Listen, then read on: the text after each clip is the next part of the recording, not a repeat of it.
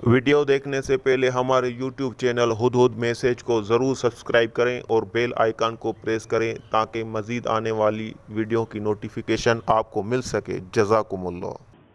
अगर किसी ने अपने घर में कोई कमरा नमाज के लिए मुख्तस कर रखा है और वहाँ घर के अफराद नमाज ही पढ़ते हैं और बच्चों का आना जाना वहाँ नहीं है, तो वहाँ अगर जानमाज को न लपेटा जाए तो कोई हरज की बात नहीं है। आम तौर पर लोगों के यहाँ ये मशहूर है कि अगर जानमाज को लपेटा नहीं जाएगा तो इस पर शैतान नमाज पढ़ता है। तो ये बिल्कुल बेअसल और बेबुनियाद बात है, इसकी कोई हकीकत नहीं है। जो लपेटा जाता है वो इसलिए लपेटा जाता है कि उस पर पाँव न आए, बच्चे उसको खराब न करें और वो साफ सुथरा रहे। तो इस नीयत से लपेटने में तो कोई हरज की बात नहीं है, लेकिन इस नजरिए से लपेटना कि इस पर फिर शैतान नमाज पढ़ता है, ये बेबुनियाद बात है।